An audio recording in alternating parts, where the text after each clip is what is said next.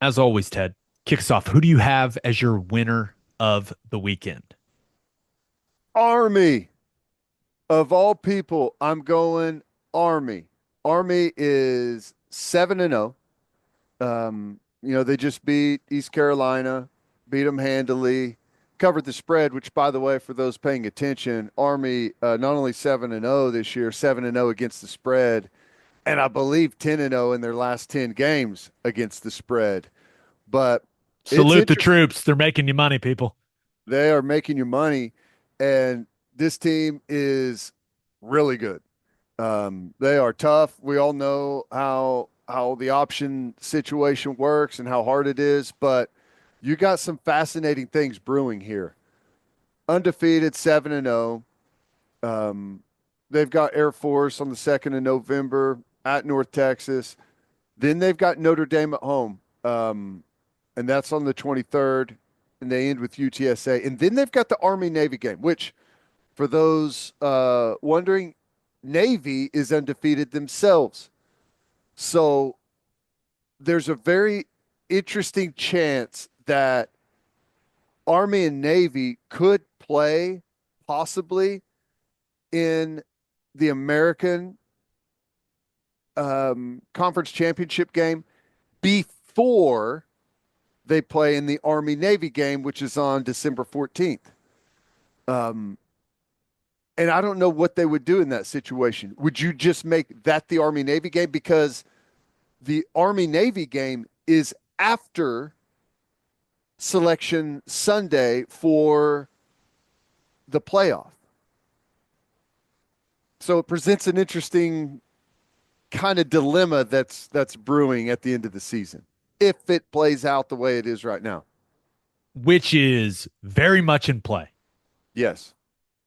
Now you've got a two-lane team that is undefeated in American Athletic Conference play, and they play Navy Mm-hmm. on November 16th.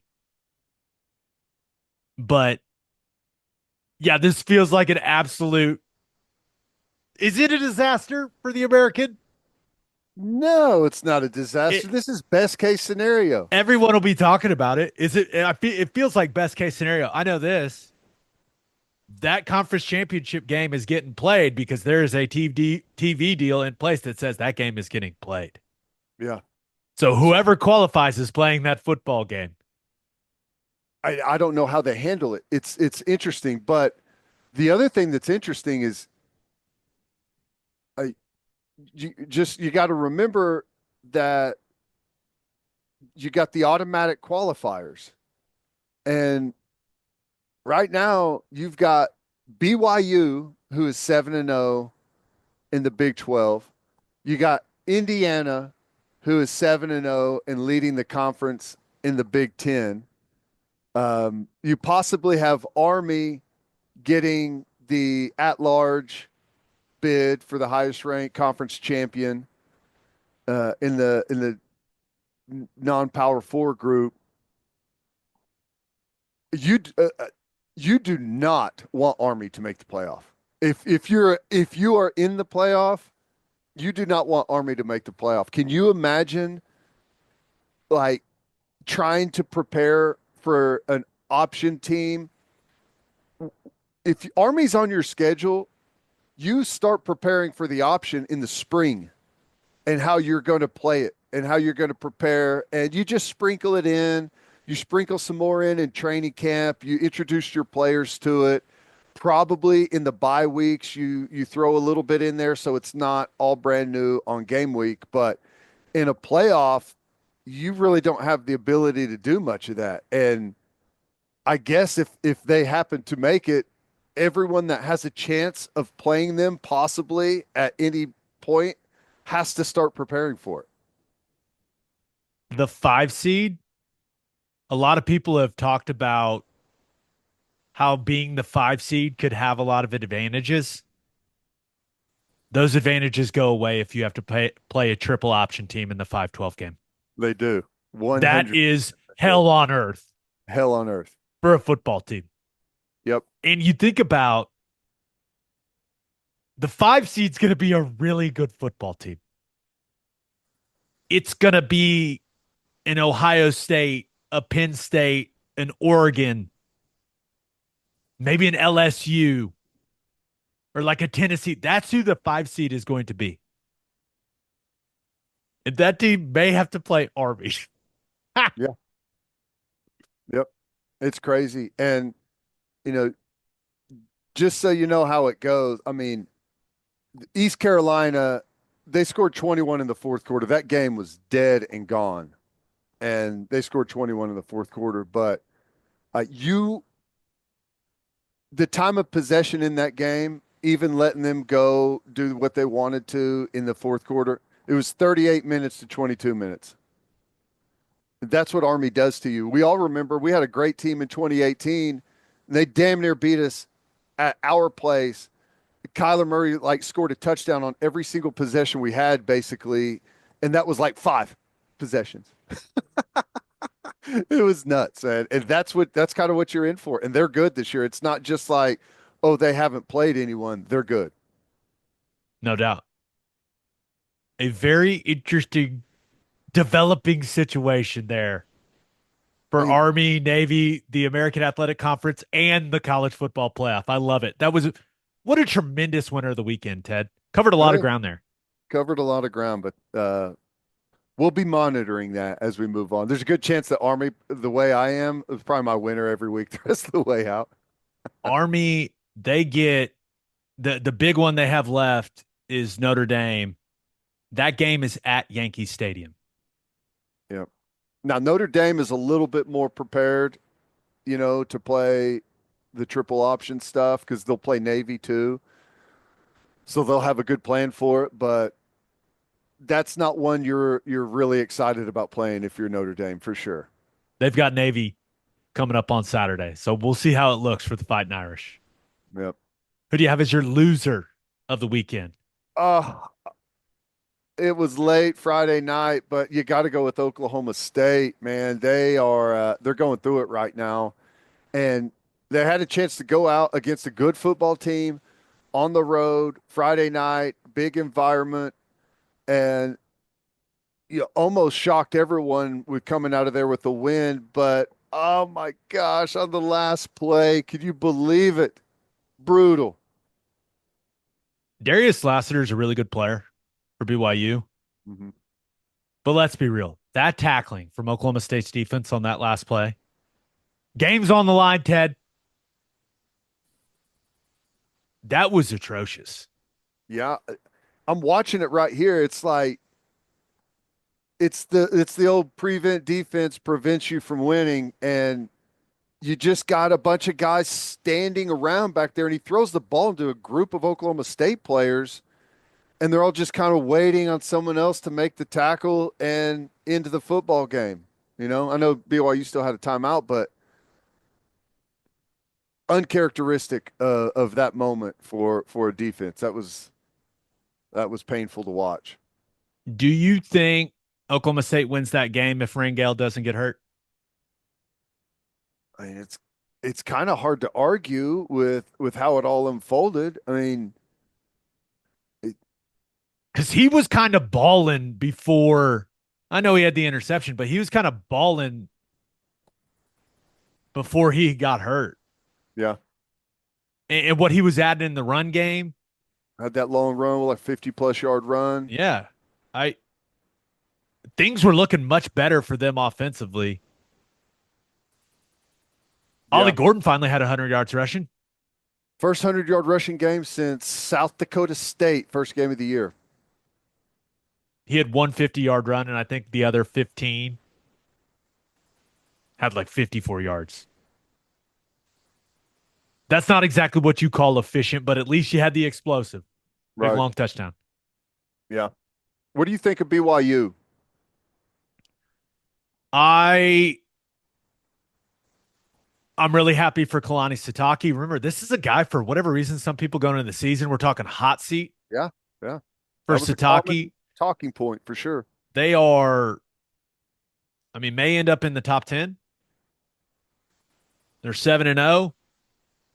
And I think if they make it to the college football playoff, they are going to get housed. Yeah. by an Whoever. SEC or a Big Ten team. I Yeah. mean, if they run into Ohio State or Oregon or Georgia, Tennessee or Texas, I think they're gonna get smacked. But You got to imagine it would probably end up being like, I know we'll see how the Big Ten plays out.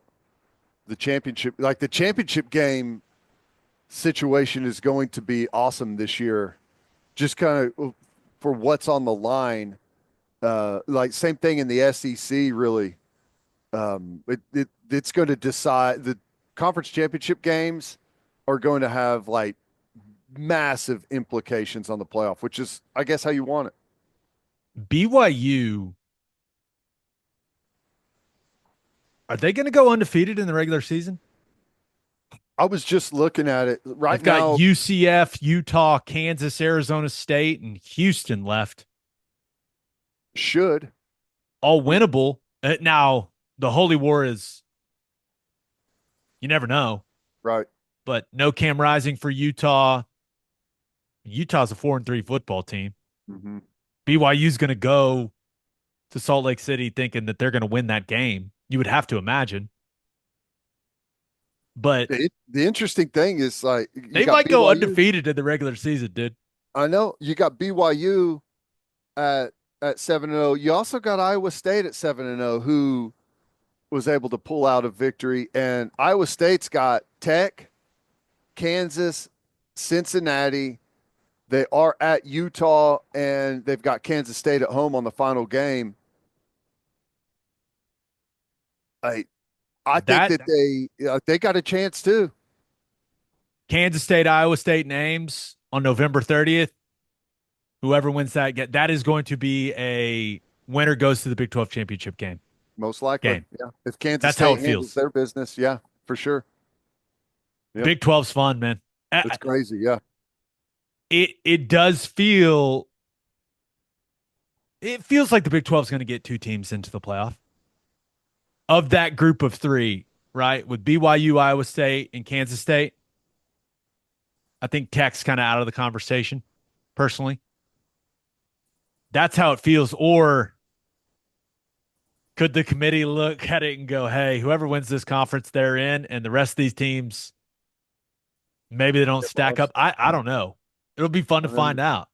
I mean, a lot of it's going to have to do with what the rankings end up saying about some of these teams, and you just I guess just see how it all plays out. But I don't know.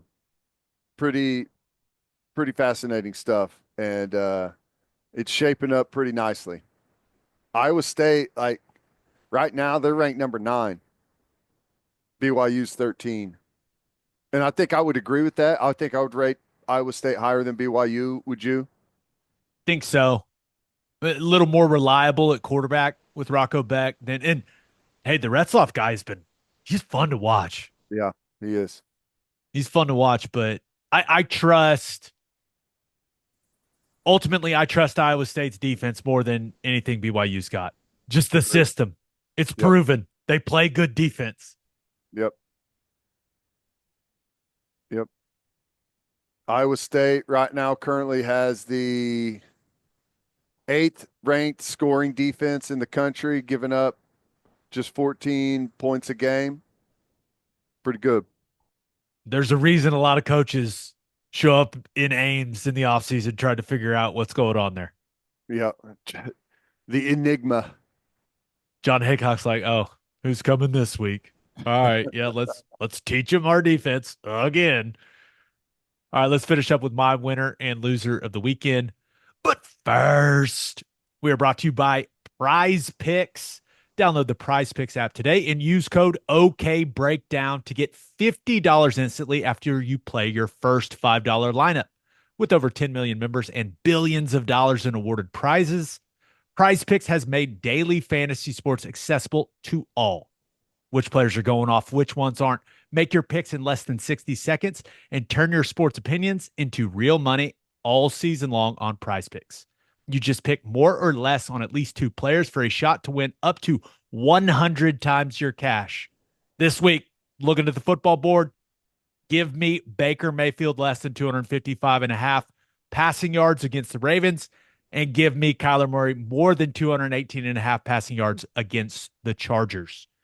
Prize Picks puts its members first, so all the withdrawals are fast, safe, and secure. When your picks hit, you can get your money in as quick as 15 minutes. Download the Prize Picks app today and use code OKBreakdown to get $50 instantly after you play your first $5 lineup. Prize Picks, run your game. And we're brought to you by HelloFresh, America's #1 meal kit. With HelloFresh, you get farm fresh, pre-portioned ingredients and seasonal recipes delivered right to your doorstep. Skip trips to the grocery store and count on HelloFresh to make home cooking easy, fun, and affordable.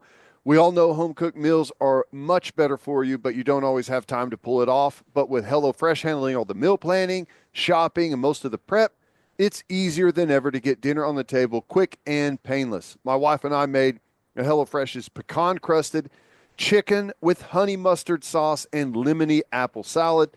Easy to make, it's healthy, it's delicious, and it was easy to follow the instructions. It only took about 30 minutes or so.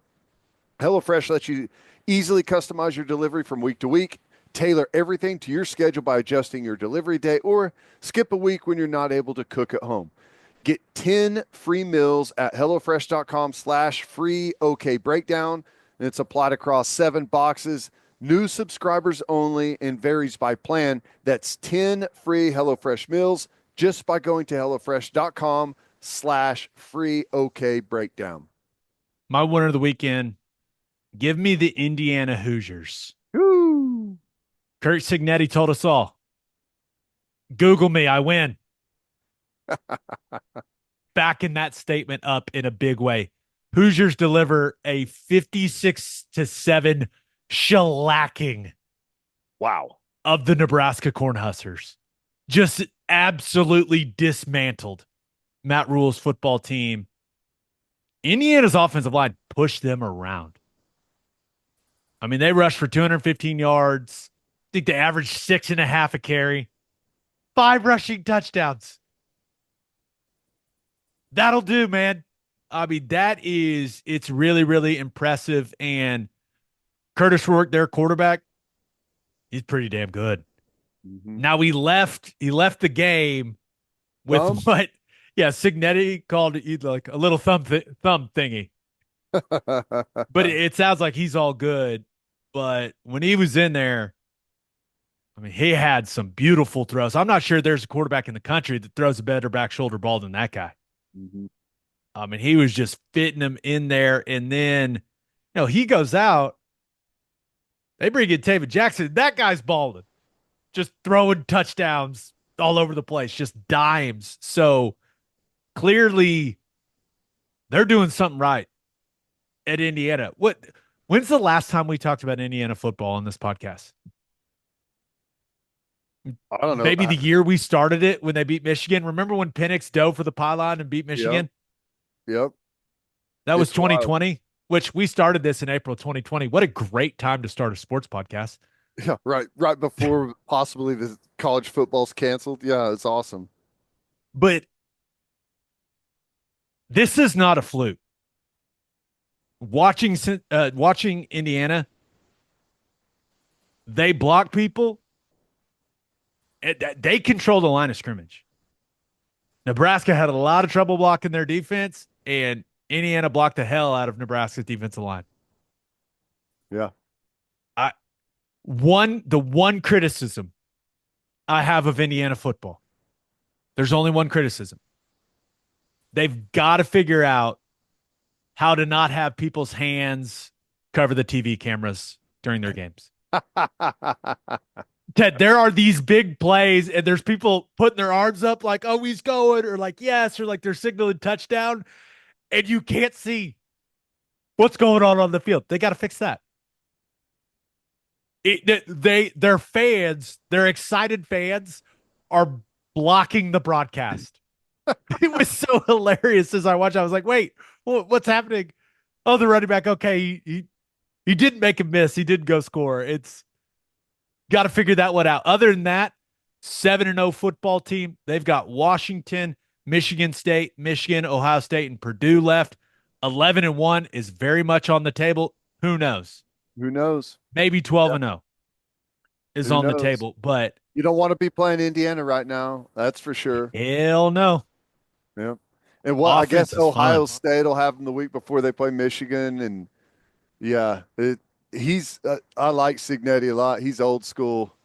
I loved him whenever he was talking about going to play the road game, and it's like he has everyone telling him like what we got to do, and strength coach coming in to talk about like the rest and all that. He's like, no, we're gonna get there as late as possible. We're gonna eat, we're gonna go to sleep, and we're gonna get up and kick their ass. That's what we're gonna do. I love that guy, man. He's awesome. He is Indiana, I assume they are making as many calls to their biggest donors as they can. Lock him up. You got to do whatever you got to do. You got Big Ten money, man. Hmm. Basketball has not. Indiana hasn't been relevant in basketball. Like you got a dude as your head coach. Yep. You got to do whatever you got to do to retain that guy. Yep. I mean, I can't imagine. I if they beat Washington, beat Michigan State, beat Michigan at home, I and they think they're go going to at be a, favored against Michigan. I know. Yeah. I'd be And surprised if they're not. if they win those three games before they go to Ohio State, I mean, because right now they're ranked what? They're 16 in the AP top 25, or maybe that hasn't refreshed yet. Um, but they're probably going to be inside the top 10 or close. And by that time, they'll definitely be inside the top 10. That'll be the biggest football game in Indiana football history, probably. No doubt. And and even if they lose that game, they got a great chance to go 11-1 and play in a Big Ten championship game That's right. in year one. Whew. It's crazy. It's incredibly impressive. Yep. Google him. He wins. Remember what he said at his introductory deal at the basketball game? Yeah, we just basically said we're going to beat everyone. We're going to beat everyone. What do you say? I hate Purdue, but I also don't like or something like that. Ohio and Ohio State. That's funny, man. He's backing all the stuff that he said once he took that job. He's backing it up. Backing it up. Those players are backing it up. That's Indiana is rolling. My loser of the weekend. Take the Arkansas Razorbacks. Extra week of preparation to get ready for LSU, and they were not crisp, to say the least. Lost the turnover battle 3-0. Couldn't run the ball at all against LSU's defense. 38 yards rushing for Arkansas in this football game. Taylor Green played. He looked okay, but their offense wasn't the same. Ted, they didn't have nearly as much QB run game. I think that made them a lot less effective offensively. And LSU just completely controlled the football game. Yeah. They almost had it like 39 minutes time of possession, Crazy. like 39-21. Yeah. And I LSU's defense is coming around, man. It was bad to start off the year. They lost their best player. But since he's gone out, Perkins, they've started playing quite a bit better. the opinions that they are better on defense without Harold Perkins, those opinions are getting louder. Yeah. Well, I mean, they have been better. Now, is it because he's not playing? I don't know, but the results have been better. Whit Weeks with the biggest play of the game. You talk about a Dude, guy that looks like a backer.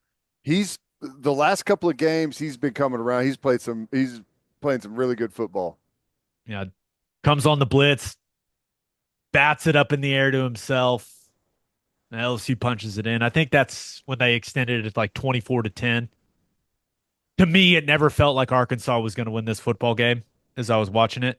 Mhm. But I think you look at LSU's offense. We know that they got a couple absolute dogs at wide receiver, but Garrett Nussmeier was crisp and clean in He's this getting game. better, man. He's I know that people have been frustrated at times with him, but he's getting better. Feels like that offense has found its rhythm a little bit. Defense is playing better. LSU early looked like they weren't going to be a very good football team, but all of a sudden looking pretty good. Now, they got a rough stretch. They're at A&M. They've got the LSU Alabama game coming up. At Florida, who's playing better all of a sudden. Vandy, who's no longer a give me. It's not going to be an easy road, but playing good ball. Yeah. They found their guy at running back. Yes. They've got a true freshman running back that can make Yes. plays Yep. and that can be on the field a lot. Caden Durham, he may be the most exciting young back in the country. Yep. And he's kind of gaining steam. Another 100-yard game from him. Yeah. 3 touchdowns, Yep. impacting the football game in a very significant way for LSU. Tigers are starting to put together a really nice season. We'll see. Like you mentioned, it ain't easy the rest of the way, but they have bounced back. You go back and you think about the disappointment of the opener. Mm-hmm. They have they've bounced back nicely and they're putting together a really nice season.